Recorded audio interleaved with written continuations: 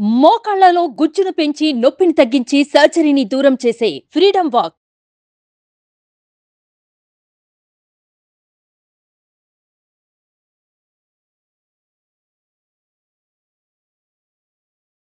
నమస్తే, welcome to Suman TV.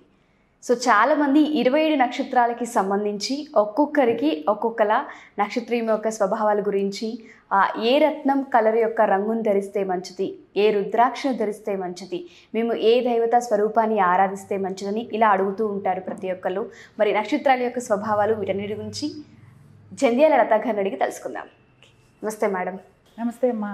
Madam, నక్షత్రాలు ఇంతకుముందు మనం చేసిన కొన్ని నక్షత్రాలను చూస్తే చాలామంది మాకు ఎగ్జాక్ట్ యాప్ట్గా ఉన్నాయి, సో తెలియకపోయినా తెలుసుకునే ప్రయత్నానికి ఒక మంచి వేళ అనిపించింది. మాకు మిగతా నక్షత్రాలు వాళ్ళు కూడా కావాలి, సో మా ఇంట్లో వాళ్ళు ఉన్నారు, మేము తెలుసుకోవాలనుకుంటామని అడుగుతూ ఉన్నారు.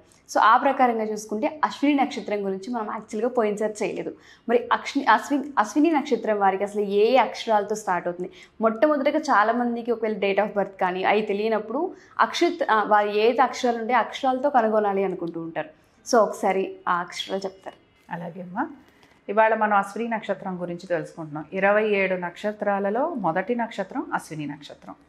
సరే, మొదటి నక్షత్రం అశ్విని నక్షత్రం గురించి తెలుసుకుంటున్నప్పుడు మీరు ఇందాక అన్నట్టుగా నామాక్షరాలు ఏవైతే అశ్విని నక్షత్రం అన్న డౌట్ వస్తుంటుంది కనుక చూచే చోళ ఈ నామాక్షరాలు ఉన్నవాళ్ళు అశ్విని నక్షత్రంగా భావించవచ్చు. ఎవరికైతే date of birth, time, place of birth లేదో వాళ్ళకి. కొంతమంది ఏమంటారంటే, ఏమంటే మేము పుట్టిన తర్వాత మా పెద్దవాళ్ళు మా టైం రాయలేదు అంటారు. అలాంటప్పుడు కూడా ఆ రోజు ఆ తారీఖున ఉన్న నక్షత్రం ప్రకారంగా కూడా మనం తీసుకుంటాం. చాలామందికి ఇది డౌట్ వస్తూ ఉంటుంది. మాకు కొంతమంది ఏమో నక్షత్రం ప్రకారం పెట్టారండి, కొంతమంది ఏమంటారంటే మాకు నక్షత్రం ప్రకారం పెట్టలేదండి, మరి మమ్మల్ని ఏది కన్సిడర్ చేయమంటారు అని. ఆ రోజున ఉన్న నక్షత్రం ప్రకారం మన పేరు పెట్టుకోవటం, అంటే నామాక్షరాలు పెట్టుకోవటం ఒక పద్ధతి. మనకు అసలు నక్షత్రం తెలీదు, మన పుట్టిన సమయం తెలీదు, పేరు తెలీదు, ఏమీ తెలీదు అన్నప్పుడు మనకున్న నామాన్ని బట్టి మన నక్షత్రాన్ని వెతుక్కోవటం. కాబట్టి ఇది మెయిన్ పాయింట్. ఇప్పుడు ఇక్కడ ఈ అశ్విని నక్షత్రానికి అధిదేవత ఎవరు అనంటే కేతువు. అలాగే ఉన్నదేమో మేషరాశి. కాబట్టి మేషరాశికి అధిపతి ఎవడు అనంటే కుజుడు. కాబట్టి ఈ నక్షత్రానికి అధిపతి కేతువుగా భావిస్తూ, అలాగే మనం ఈ రాశి మేషరాశిగా తీసుకొని మనం గనక ఆలోచిస్తే అశ్విని నక్షత్రం వాళ్ళు కొంచెం సూపర్ ఫాస్ట్గా ఉంటారు. అంటే గుర్రానికి ఏ క్వాలిటీస్ కనపడుతూ ఉంటాయో అవన్నీ కూడా మనం ఇందులో చూడొచ్చు. ఎందుకంటే ఈ నక్షత్రానికి అధిదేవతలు ఎవరు అంటే అశ్విని దేవతలు. అందుకని మీరు గమనించండి, అశ్విని నక్షత్రం వాళ్ళు ఎవరైతే ఉంటారో వీళ్ళు ఇంట్లో చాలా చిన్న చిన్న చిట్కాలు పాటిస్తూ ఉంటారు. ఇంట్లోని ఆడవారైతే మగవారైనా కూడా చిట్కాలు అంటాం కదా, అంటే ఏమిటి, సడన్గా దగ్గొచ్చింది, వాము తీసుకెళ్ళి వేసుకోండి నోట్లో, ఇలాంటి చిట్కాలు ఏవైతే ఉంటాయో, లేకపోతే వేప ఆకుని దురదలుగా ఉన్నప్పుడు అది పేస్ట్ లాగా చేసి రాయటం, గంధం పూయటం, ఇలాంటి చిట్కాలు అమ్మమ్మ చిట్కాలని, నాయనమ్మ చిట్కాలని మనం చెప్తూ ఉంటాం. ఇలాంటి గృహోపకరణాలతోటి చేసే చిట్కాలన్నీ కూడా అశ్విని నక్షత్రం వాళ్ళు చేస్తూ ఉంటారు.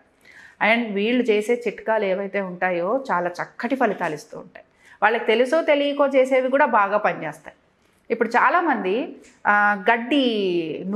గడ్డి రసాన్ని కూడా దెబ్బలకి పెడుతూ ఉంటారు. ఆ విషయం చాలామంది మనం ఇదేదో పిచ్చితనం అనో యాంటీబయాటిక్ రాసుకుంటే సరిపోతుందనో అనుకుంటాం. కానీ మనం అవి కనుక ఫాలో అయితే, ఆ పెద్దవాళ్ళు చెప్పినవి, వాళ్ళు అశ్విని నక్షత్రం వాళ్ళే ఉండటం, అలాగే వాళ్ళు ఇవి చక్కగా పాటిస్తారు, నలుగురికి కూడా చెప్తూ ఉంటారు. మరి అశ్విని నక్షత్రం వాళ్ళు ఏ విధంగా ఉంటారు అంటే సూపర్ ఫాస్ట్ అన్నమాట. వాళ్ళు ఏదనుకుంటే అది జరిగిపోవాలి, అనుకున్నది జరిగిపోవాలి అనేది బాగుంది. కానీ మరి అనుకున్నది జరగకపోతే, ఇప్పుడు అన్నీ అనుకున్నవి జరగలేదు, అప్పుడు ఏమిటి పరిస్థితి అంటే కొంచెం నిరుత్సాహంగా ఉంటారు. కానీ ఏమిటి అంటే మళ్ళీ ప్రయత్నం చేస్తారు. ఇంకోటి ఏంటంటే కేతువు కుజుడిలాగా ప్రవర్తిస్తూ ఉంటాడు. అందుకని ఏమిటంటే కేతువు కుజుడిలా ప్రవర్తించడం అంటే కుజుడు ఏం చేస్తూ ఉంటాడు, ఏ పని అనుకుంటే ఆ పని అయిపోవాలంటాడు. అలాగే ప్రేమించాను అన్నాడు అనుకోండి, నాకు ఆ నిమిషంలో నాకు ప్రేమ కావాలి అంటాడు. దీంతోపాటు వీళ్ళలో ఉండే ఉత్సాహం కానీ, వీళ్ళు చేసే పనులు కానీ చాలా ఫాస్ట్గా ఉంటాయని అనుకున్నాం కదా, అలాగే భక్తి ఎక్కువగా ఉంటుంది. భగవంతుడి మీద ధ్యాస, ప్రేమ ఎక్కువగా ఉంటాయి. మనం చేసే పనులన్నీ కూడా భగవంతుడితో రిలేటెడ్ అయి ఉంటాయి. మన కర్మని బట్టి మనం పనులు చేస్తున్నాము అని అంటూ ఉంటారు. వీళ్ళు ఎక్కువ కర్మ సిద్ధాంతాన్ని నమ్ముతూ ఉంటారనమాట. కాబట్టి కర్మ సిద్ధాంతాన్ని నమ్ముతూ ఏం చేస్తారు, మేము చేసే మంచి పని కూడా భగవంతుడు చెప్పాడు, ఎవరన్నా అనొచ్చు, ఏమండి మీరు మంచి పని చేశారు, చాలా కృతజ్ఞతలండి అని. అప్పుడు వీళ్ళు ఏమంటారు, లేదండి భగవంతుడు చెప్పాడండి, ఆయన చెప్పాడు మేము చేసాము అంటారు. వీళ్ళు క్రెడిట్ కూడా తీసుకోరు. కానీ ఏమవుతుంటుందంటే మధ్య మధ్యలో వాళ్ళకున్న ఫాస్ట్నెస్కి అప్పుడప్పుడు చిన్న చిన్న దెబ్బలు కూడా తగులుతూ ఉంటాయి. కాబట్టి ఫాస్ట్నెస్ తగ్గించుకోవటం, అలాగే కోపం అనేది అనమాట. క్షణంలో కోపం వచ్చేస్తుంది. ఆ కోపం వచ్చిన దాన్ని మళ్ళీ ఆ మూమెంట్లో ఆ కోపాన్ని చూపిస్తారు. కోపాన్ని చూపించిన తర్వాత మళ్ళీ ఏం చేస్తారు, ఆ కోపం తగ్గిపోగానే మళ్ళీ అందరినీ దగ్గరికి తెచ్చుకుంటారు. కానీ ఎదుటి మనిషి కూడా దాన్ని అర్థం చేసుకున్నారంటే వీళ్ళ మనసులో ఎటువంటి భావము లేదు, అంటే వీళ్ళేం క్యారీ ఫార్వర్డ్ చేయరు. కోపం కానీ లేకపోతే అసూయ కానీ ద్వేషం కానీ ఇవేవి కూడా వీళ్ళు క్యారీ ఫార్వర్డ్ చేయరు. అన్నీ కూడా డిటాచ్మెంట్ కలిగి ఉంటారు. ఏదైనా సరే ఏ పని చేసినా కూడా క్రెడిట్ వాళ్ళకి అక్కర్లేదు. కాబట్టి ఏంటి, డిటాచ్మెంట్గా ఉండేటప్పటికల్లా ఫ్యామిలీ మెంబర్స్ ఏమనుకుంటారంటే మాతో ఏమీ కనెక్టెడ్గా లేరు, ఏదో వాళ్ళ లోకల్లో వాళ్ళు ఉన్నారు అనుకుంటారు. వాళ్ళు అలాగేమీ ఉండరు. డిటాచ్డ్గా ఉన్నంత మాత్రాన ప్రేమాభిమానాలు లేవని కానీ గౌరవం లేదని కానీ ఇష్టం లేదని కానీ మనం అనుకోక్కర్లేదు. ఇష్టం ఉంటుంది, ఎక్స్ప్రెస్ చేసే విధానం వేరేగా ఉంటుంది. మేడం, అంటే చాలామంది నెగిటివ్ ఉంటుంది. సో దీని నుంచి మేము కొంచెం బయటపడాలనుకుంటూ ఉంటున్నాం అంటారు. కొంతమందికి ఏమో ఏదో తెలియని అలజడి ఇట్లాంటివి ఉంటూ ఉంటాయి. వాళ్ళందరికీ ఆ వైబ్స్ పోవాలన్నా ఇంట్లో ఎటువంటి దేవుణ్ణి ఆరాధించాలి అంటారు, ఎటువంటి దేవుని యొక్క స్వరూపాన్ని పెట్టుకుంటే మంచిది అంటారు అసలు? అంటే ఒక్కొక్క నక్షత్రానికి ఒక్కొక్క దైవాన్ని మీరు చెప్తూ ఉంటారు కాబట్టి అడుగుతున్నాను. ఇప్పుడు మనం అధిదేవతలు అశ్విని దేవతలు అనుకున్నాం కదా. సాధారణంగా మనము ప్రాస్పెరిటీ కావాలని కోరుకుంటాం. ఏ నక్షత్రం వాళ్ళైనా, మనం ఇవాళ అశ్విని నక్షత్రం గురించి మాట్లాడుకుంటున్నాం కనుక అశ్విని నక్షత్రానికి అధిదేవతలు ఎవరు? అశ్విని దేవతలు. అశ్విని దేవతలు ఏం చేస్తారు అంటే ఆరోగ్యాన్ని ఇస్తారు, అలాగే మనకి ఉత్సాహాన్ని కలిగిస్తారు. కాబట్టి ఏంటంటే ఎవరికైనా ఇంట్లో ప్రాస్పెరిటీ లేదు లేదా ఆర్థికంగా ఇబ్బంది పడుతున్నారు, ముఖ్యంగా బిజినెస్ చేసేవాళ్ళు, లేకపోతే మాకెప్పుడు ఏదో ఒక అలజడి ఉంటుంది ఇంట్లో, మా ఇంట్లో మాకు ప్రశాంతత లోపించింది, లేకపోతే మేము అనుకున్న విధంగా మాకు డబ్బులు చేతికి రావట్లేదు, ఇలాంటి వాళ్ళు వాళ్ళ ఒక ముఖద్వారం దగ్గర గుర్రాలకి సంబంధించిన ఒక చిత్రపటం పెట్టుకోవటం. అంటే అవి ఎలా ఉండాలి, గుర్రాలు లోపలికి వస్తున్నట్టుగా ఉండాలి. ఆ చిత్రపటం గుర్రాలు ఇంట్లో నుంచి బయటికి వెళ్తున్నట్టు ఉండకూడదు, గుర్రాలు బయట నుంచి ఇంటికి వస్తున్నట్టుగా పెట్టుకోవాలి. ఆ గుర్రాలు కూడా 7 గుర్రాలు, తెల్లటి గుర్రాలు, అలాగే సముద్రంలో ఎగురుతున్నట్టుగా, అంటే అవి పరిగెడుతున్నట్టుగా ఉన్న గుర్రాలు కావాలి. అంతేగాని సముద్రం దగ్గర గడ్డి తింటున్నట్టు, అంటే ఇమాజినేషన్. ఇప్పుడు మన పెయింటింగ్స్ లాంటివి తీసుకున్నప్పుడు రకరకాల ఇమాజినేషన్స్ చేస్తూ ఉంటాం. కాబట్టి మనకిప్పుడు ఇక్కడ కావాల్సిన పెయింటింగ్ ఏమిటి అంటే ఇలాంటిది. సపోజ్ మేడం మాకు గుర్రాలు పెట్టుకోవడం ఇష్టం లేదు, మనకి చిత్రపటం పెట్టుకోవడం ఇష్టం లేదు మీరు అన్నారు, మరి మేము ఎలాంటిది పెట్టుకోవచ్చు అంటే మాకు ఉన్న మా ఇంటి దగ్గర ఆర్ మన ఇంటి మెయిన్ డోర్ దగ్గర మాకు అలా పెట్టుకోవడానికి వీల్లేదు, మరి అప్పుడు మమ్మల్ని ఏం చేయమంటారు అని అంటే చక్కగా మనం ఒక గుర్రం ఎగురుతున్నట్టుగా ఉండే గుర్రాలు కూడా మనకి బొమ్మలు వస్తూ ఉంటాయి. ఇలా నించున్నట్టు కాదు, ఒక కాలు ఇలా పరిగెడుతున్నట్టుగా ఉన్న గుర్రాలు, దాని జుట్టు కొంచెం ఎగురుతున్నట్టుగా కూడా బొమ్మలు మనకి దొరుకుతుంటాయి. అలాంటిది కనుక మన ఇంటి ముందర మనకి కనిపించేటట్టుగా పెట్టుకోవాలి. అయితే ఏంటి, దాని వెనక మనకి గుర్రం మన ఇంట్లోపలికి వస్తున్నట్టుగా ఉండాలి.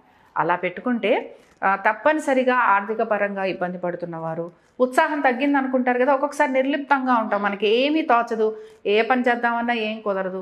అలాంటప్పుడు ఈ చిత్రపటం పెట్టుకుంటే ముఖ్యంగా అశ్విని నక్షత్రం వాళ్ళు చాలా ఉత్సాహంగా వాళ్ళు అనుకున్న పనులన్నింటిలో, ముఖ్యంగా బిజినెస్ చేసే వాళ్ళు ఎవరైతే ఉంటారో వాళ్ళకి చాలా అనుకూలంగా ఉంటుంది. మేడం, రిలేషన్షిప్స్కి సంబంధించి ఎవరికైతే అటు భార్యాభర్తలు కానివ్వండి, కుటుంబ పరంగా కానివ్వండి, మరి ఈ నక్షత్రం వారికి అసలు ఏ విధంగా ఉంటుంది అంటారు? ఇందాక నేను చెప్పినట్టు కేతు ఒక ప్రభావం ఎక్కువగా ఉంటుంది కదా. కాబట్టి ఏమవుతూ ఉంటుందంటే కేతు ప్రభావం ఉన్నప్పుడు డిటాచ్డ్గా ఉంటూ ఉంటారు, అన్నీ కూడా భగవత్ సంకల్పం అంటారు. కాబట్టి వివాహ సంబంధాలలో కూడా వాళ్ళు ప్రేమించినప్పుడు వీళ్ళు ప్రేమించాలి, వీళ్ళకి వైరాగ్యం వస్తే పక్కవాడికి కూడా వైరాగ్యం రావాలి. అలాగే మాకు కుదరదు అన్నప్పుడు ఎదుటి వాళ్ళకు కూడా కుదరకూడదు.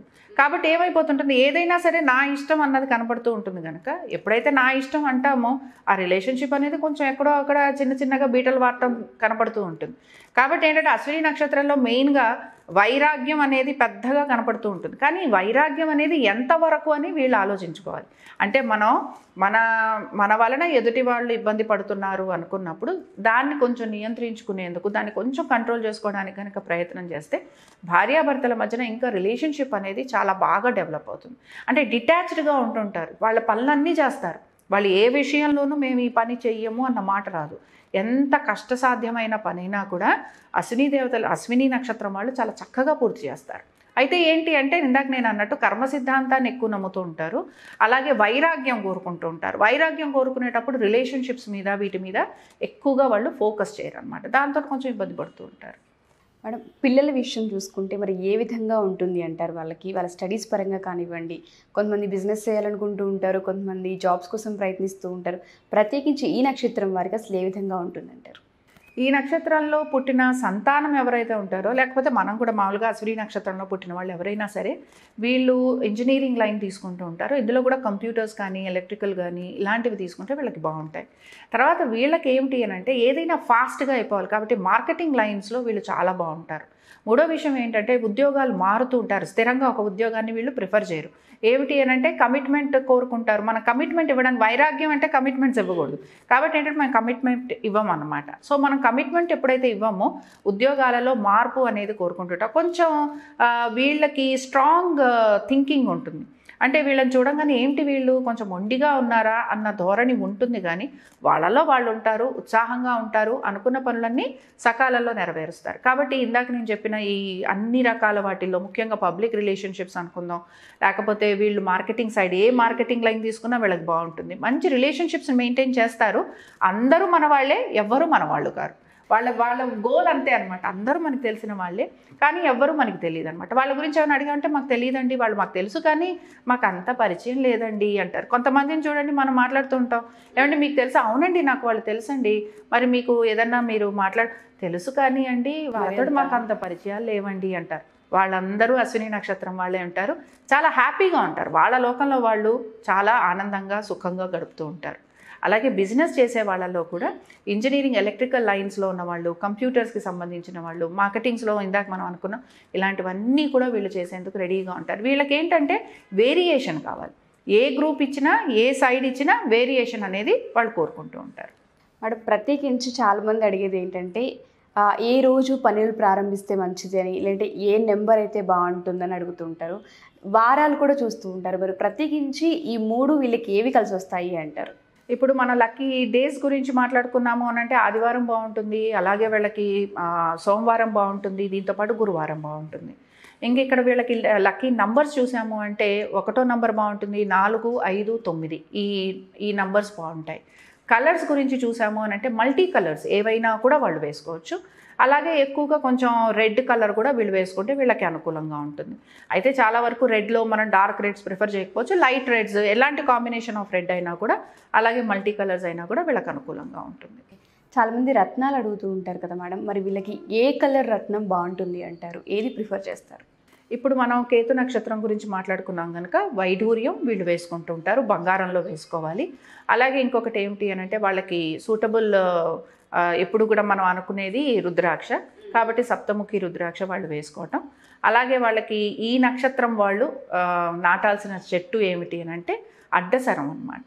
ఇది కూడా ఒక రకమైన వృక్షమే. ఇప్పుడు మనం ప్రతి నక్షత్రానికి ఒక్కొక్క వృక్షం మాట్లాడుకుంటున్నాం కనుక ఇది సాధారణంగా వాళ్ళ జన్మ పుట్టినరోజు వచ్చిన రోజున, వాళ్ళ జన్మ నక్షత్రం వచ్చిన రోజు మనం మామూలుగా పంచాంగంలో చూసుకుంటే తెలుస్తుంది.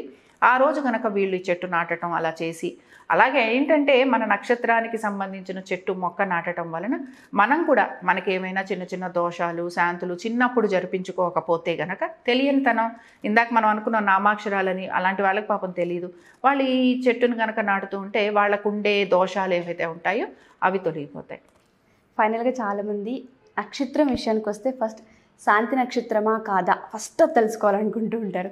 ఒకసారి అది కూడా క్లియర్ చేయండి మేడం. శాంతి నక్షత్రంగానే అశ్విని నక్షత్రాన్ని చెప్తూ ఉంటారు. ఇందులో 2, 3 పాదాలకి శాంతి లేదు అంటారు, అలా దోషం లేదంటారు. అలాగే 4వ పాదానికి సామాన్య శాంతి అంటారు, 1వ పాదానికి కొంచెం శాంతి ఉంది. అయినా సరే దీనికి మాత్రం మనం శాంతి జరిపిస్తూ ఉంటాం. ఇక్కడ 2వ పాదమైనా 3వ పాదమైనా కూడా ఇక్కడ నూనెలో మొహం చూడటము, రుద్రాభిషేకం చేయించటము, హవనం చేయించడం అంటే హోమం చేయించటము ఇలాంటివి చేస్తాం. ఇవి చేయించి అంటే నక్షత్రంలో పుట్టినప్పుడు మళ్ళీ ఆ నక్షత్రం వచ్చే లోపల ఈ పరిహారాలు కనుక చేయించుకుంటే, ఈ శాంతి కనుక చేయిస్తే చాలా చక్కగా వాళ్ళకి జీవితం అనేది చాలా సులువుగా హాయిగా ముందుకు వెళ్ళిపోతుంది. Thank you ma'am, thank you so much. నమస్తే. సో చూసారు కదా, ఈ నక్షత్రం వారు ప్రత్యేకించి ఏ రత్నం కానీ ఏ రోజు ఏ తారీఖున చేస్తే మంచితో బిజినెస్ కానివ్వండి, మనం చేయాలనుకున్న కార్యాలు కానివ్వండి, మేడం క్లియర్గా ఎక్స్ప్లెయిన్ చేశారు. సో వాటిని తప్పకుండా పాటించండి. దాంతోపాటు ఎవరైనా సరే మేడంని పర్సనల్గా కన్సల్ట్ అవ్వాలి అనుకున్నా, అటు ఫోన్లో కానివ్వండి, డైరెక్ట్గా కానివ్వండి, ఇంకేదైనా జాతకరీత్యా తెలుసుకోవాలి అనుకున్నా కింద స్క్రోల్ అవుతున్న కాంటాక్ట్ నెంబర్ని కాంటాక్ట్ చేసి పూర్తి వివరాలను తెలుసుకోవచ్చు. Thank you.